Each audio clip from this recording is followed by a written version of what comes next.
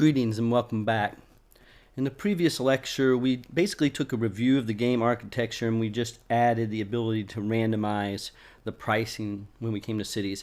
At this point, we have a fairly good start to a working prototype, but like in a lot of build-ups in these prototypes, there's a lot of things about this design that is not ideal. We have some good aspects of the way we've divided up our objects, but we still have a lot of cohesion between them, and there's a lot of dependency between the objects that we could eliminate. And just in general, this whole thing could be refactored quite a bit. And along the way, when we do that, we're going to learn some new things in GDScript as well. So this lecture is basically going to be about accomplishing those things. And the first thing we want to do is probably better represent our data and how we're loading it in.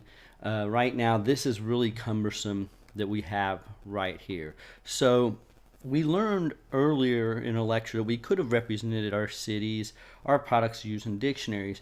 What dictionaries are really good for, even though we've moved to using objects to represent in-game objects, dictionaries are still really good for holding and storing data, and particularly because we can later hook them into like load and save game mechanisms to store data through JSON and other things. So dictionaries just give us a good way while we're prototyping to hold our data, as opposed to this. This is just, it works, and it was a good way to show you how to create objects, how to set properties, and then how to add them to lists. So this is clear, and it was a little easier to implement the objects. Now let's see how we can clean up our data structures a little bit so it'll make us easier to prototype and like step one in this refactoring. So I'm going to come up here, and we have our empty list and we want to keep that, but let's go ahead right above here and create a product data, or let's start with city, a city data variable here, and we're just going to create a list, and let's go ahead and call this just name. So we're not going to say city name here, we don't need to, and instead we're just going to do it like that. And so let's call this Hong Kong, and we want this in quotes as well. And I'll go ahead and write this out without recording so you don't have to wait. We'll just pause this and I'll show you when we're done. So you can see here we have a data dictionary inside of a list. So we have a list here, and here's a dictionary with the name for the first city, the second city, the third city, and fourth city. So we have data for 4 cities now, and we're just going to represent it like this. And then all we have to do now is come down here where we create our cities, and we can loop through this list now. So we can say for, and I'm going to start using underscores for these local variables in front of these, because it just makes it easier to know that they're not a class variable for me. So in city data, so we're going to loop through that city data. Now let's go ahead and just get the name out.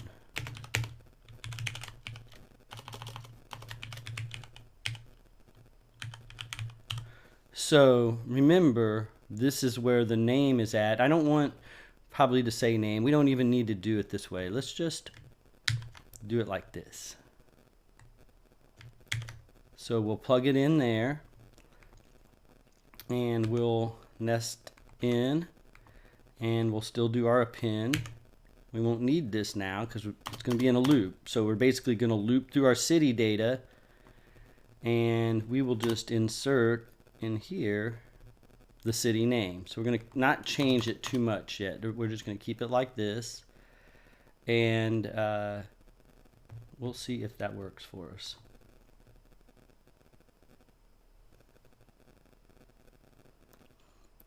Identifier not found in cities.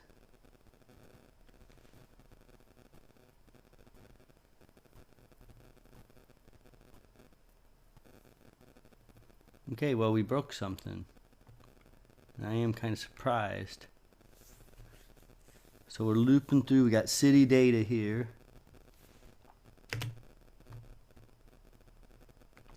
So my mistake here was that I accidentally cut my list here. So that was the kind of mistake you'll make sometimes. I apologize for that, but yeah, I accidentally deleted my blank list, so it was erroring when it got here. And so I think I left all this the same. So just here's the review of what we're doing. Let's run it again. And no errors. So we're assuming a little bit that this has, which we can see down here, everything is working in listing all these prices. So we're creating cities just like we did before. So we can do the same thing with product now. So let's do var product data. And it's a little bit more extensive. I'll just start out with the first one here, but we'll just stick with the name thing to keep it short. And we'll say general goods. And then in this dictionary, we're going to want to add a min price. And we'll say 2. And then we want to also add a max price. And 5. And so I'll go ahead and pause this and finish this out. And now that the product data is done, let's go down here and fix up the create products the same way as we did the other. And here it is. We just loop through the products data here, put it in the product, and because we have this constructor, it's even easier and a little less verbose than up here. We got product name, the minimum price, and the maximum price passed in. Unfortunately, with GDScript, as opposed to like Python, I have not found a way to do keywords. So we had the option where we could have passed just one parameter. Might be a better way to do it, and that you would just pass this in like that and have it take care of it inside of there.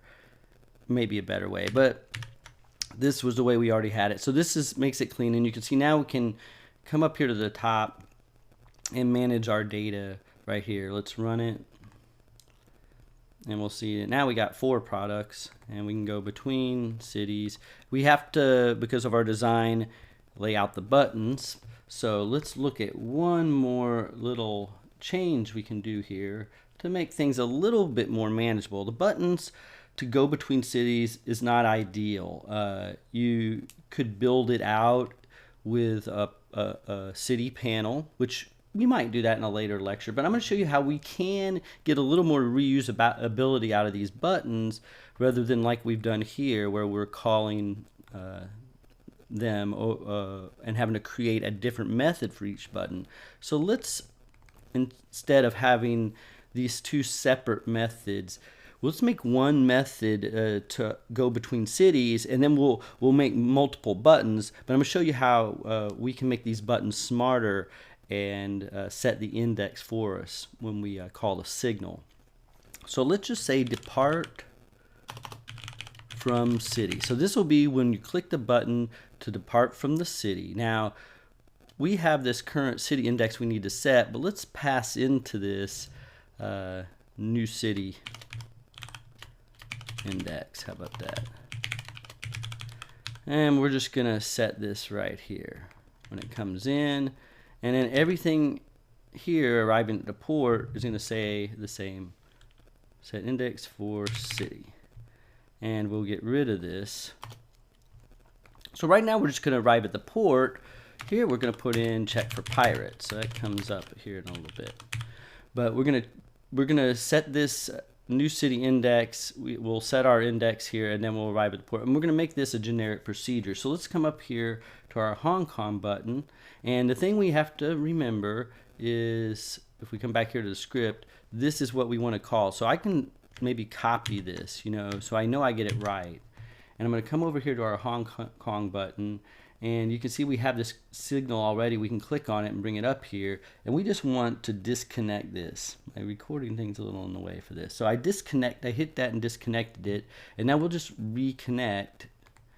And this time we still want to call in the main, but we can paste in here depart from city, and we can come up here and say we want to send along an integer and hit add. And we're just going to send along a 0 because this is Hong Kong's the first one, right? So we hit connect. Now we need to do the same thing with Shanghai. So we click here, delete this one, come back to pressed, connect it again, and then now this time we can paste it in again, and we want to add an integer, and this time we set it to 1 and connect. Now if we run this, we should be able to go to Shanghai and Hong Kong. We can go back and forth, but notice that we only have one method now. And there's something else we can do that's kind of neat here. Notice how if I keep clicking on this, it keeps thinking we're coming back to this city. So you can kind of cheat the game that way. And we don't want that. That's really easy to fix with our condition statement. We just come down in here and say, if the current city index, I just copied that so I could copy it and paste it, does not equal the new one, then we want to do these things, right? If it's the same, if they're clicking on Hong Kong and we're already on Hong Kong, this should skip it for us. And we need a colon at the end of our condition here. So we're just checking to see if it's changed, and if it hasn't changed, if these are equal, then we're just skipping it. We could even just put a message out here because we might want to leave a message for the user later. We'll say print, you are already here. So now if you click on Hong Kong, notice how in the output you're already here, but we can go between, and some of the prices change and some of them don't, just like you would expect.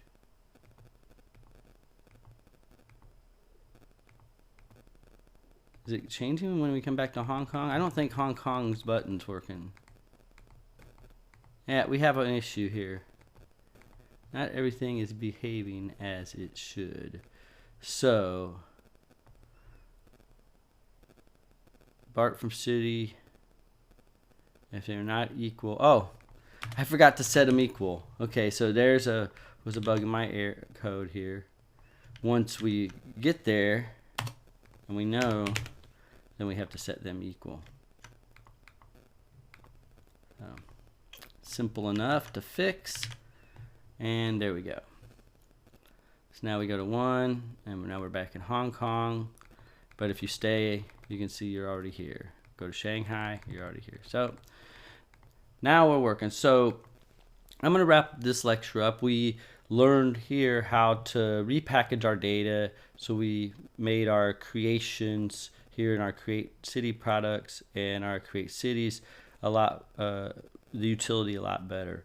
So in the next lecture, I'm going to introduce you to signals, and we already worked with signals and buttons, but I'm going to show you how we can create a custom signal. And with custom signals, it's going to allow us to detach our objects a little bit, and so that's going to allow us, as we move forward, to better design our game than we have been so far. There's certain instances that signals are really, really useful for, and there's other instances in which I think that they are more trouble than they're worth. And that's kind of one reason I built it out with our objects connected together, because I think it's most important that you understand solid object composition and you have at least all the objects well connected so that they can communicate with each other, but we don't have them really tightly, we want to avoid tightly tying them together. And that's what we're going to try to do, is use some examples to reduce dependency in our next lecture.